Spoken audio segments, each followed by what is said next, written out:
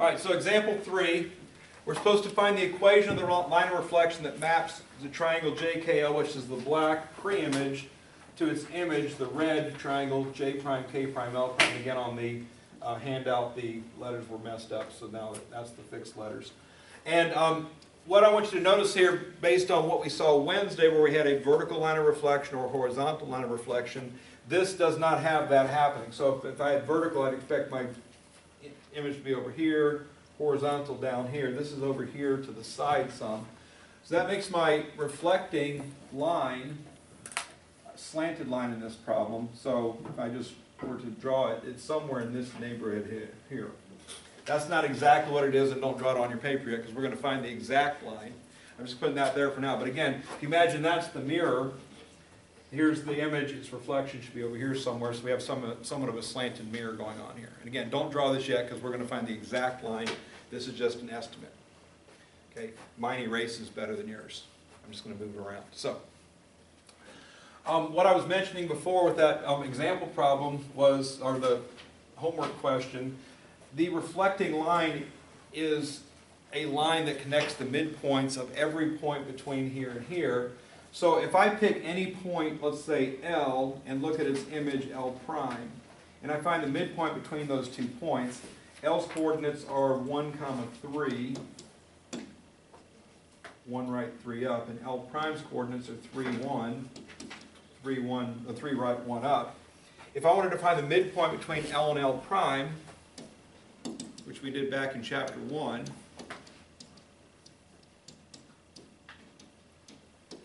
remember the midpoint formula is just a fraction over 2 and a fraction over 2. And what we put on the tops of the fractions is the sum of the x's and the sum of the y's. So, if I look at point L, x is 1, L prime x is 3. So if I add the x's, 1 plus 3, and then L's y is 3, L prime's y is 1, so I add the y, it's going to be 3 plus 1.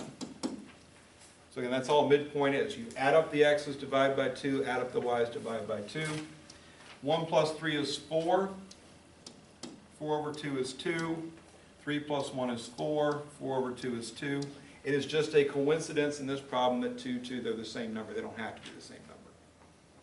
But 2, 2 is a midpoint of L and L prime, which means this point right here would lie on the mirror. And again, as you can see, my mirror is off by a little bit, because again, I was just drawing an estimate. I was guessing. All right? That's what happens when we guess a lot of times. We're not exactly right, but we're kind of close. The other point I'm going to pick out, and it doesn't matter if I pick K and K prime or J and J prime, but I got to pick another pair of points. Let me have Mason, you pick J or K.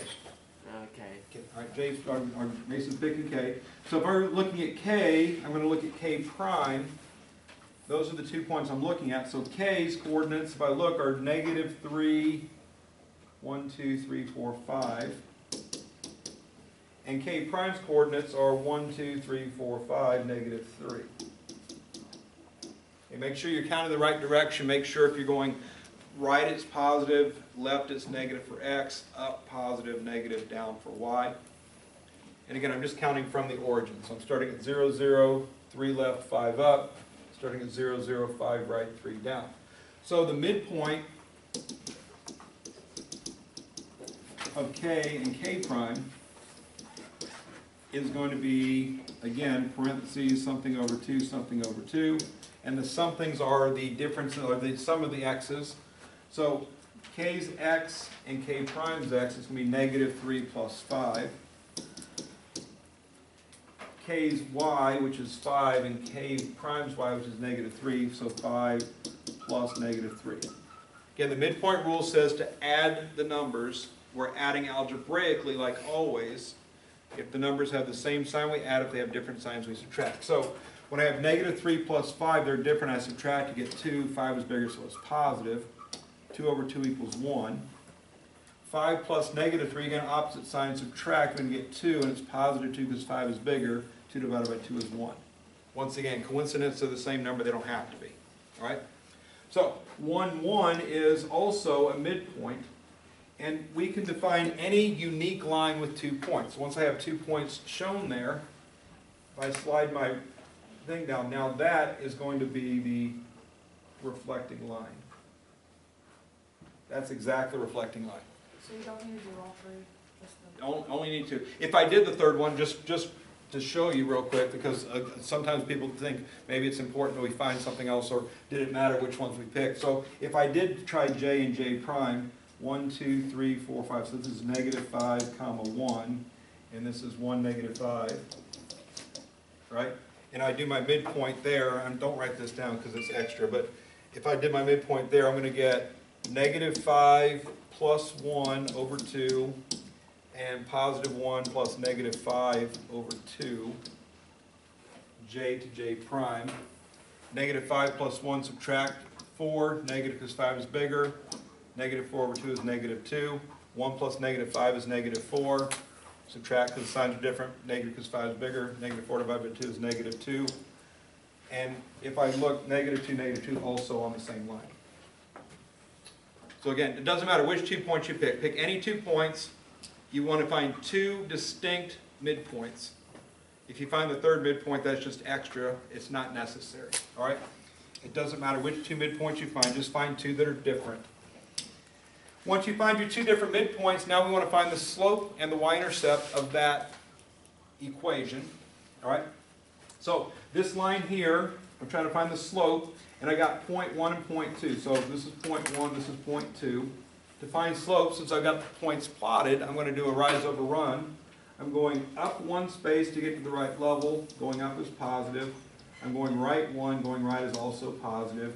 The up and down is my rise, and the left and right is my run.